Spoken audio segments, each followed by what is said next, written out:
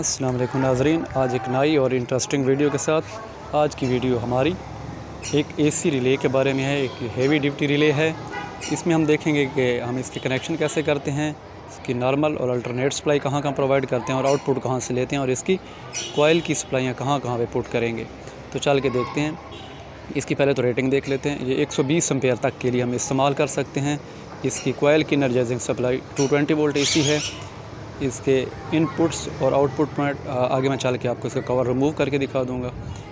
ये 120 ampere 220 volt तक के इस्तेमाल कर सकते हैं। हम इसको घरों में आजकल जैसे पोर्टेबल छोटे जनरेटर इस्तेमाल करते हैं, और या वापडा हमारे पास 2 सप्लाइयाँ होती हैं, तो उनको चेंज करने के लिए मतलब हमने जनरेटर की सप्लाई लेनी है या वापडा की सप्लाई लेनी है, तो उसके लिए भी हमें इसको इस्तेमाल करते हैं। ऑटो चेंज ओवर में भी इसका इस्तेमाल किया जा सकता है। और आजकल जैसे सोलर का इस्तेमाल ज़्यादा हो रहा है, तो हमारे पास डीसी और एसी सप्लाई अगर मौजूद हो तो उनको भी डिफ्रेंशिएट करने के लिए कि हमने अभी डीसी सप्लाई लेनी है या एसी सप्लाई लेनी है, तो वहाँ पे भी इसका इस्तेमाल किया जा सकता है। या एसी सप्लाई बंद होने पे हमारी लाइटें डीसी सप्लाई पे शिफ्ट हो जाएं, तो वहाँ भी इसका इस्तेमाल किया जा सकता है। आगे चल के हम इसके कनेक्शन भी देखेंगे और इसको डायग्राम की मदद से भी समझेंगे कि इसके डायग्राम इसमें मज़ीद कनेक्शन देखेंगे कि नॉर्मली ओपन और नॉर्मली क्लोज़ इसके कनेक्शन कौन कौन से हैं। तो ये जनाब इसका मैंने कवर रिमूव कर दिया है। जैसे कि आप देख सकते हैं, ये मेरे सामने वही रिले है। ये इसके नीचे वाले लोअर टर्मिनल जो हैं, ये इसके आउटपुट हैं जहाँ से हम लोड लेंगे।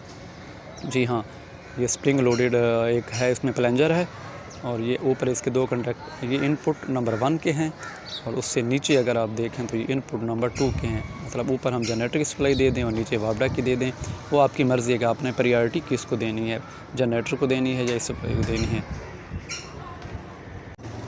जी, तो ये इसके ऊपर के कनेक्शन और ये नीचे कनेक्शन, और इससे नीचे हम चल के देखेंगे।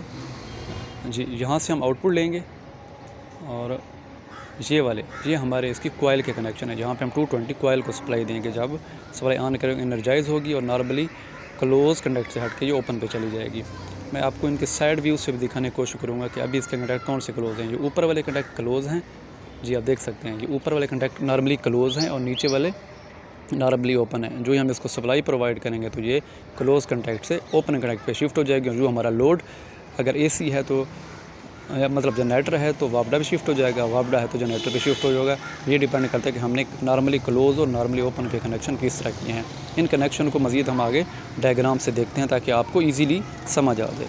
ये जनाब मैंने इसी रिले की डायग्राम ड्रा की है, आप देख सकते हैं। पावर सप्लाई नंबर 1 ये मेरी वापडा की सप्लाई है, और पावर सप्लाई नंबर 2 मैंने यहाँ पे जनरेटर रखा है। अब डिपेंड करता है कि जो सप्लाई हमने मतलब सप्लाई शिफ्ट होने पे शिफ्ट हो जाए।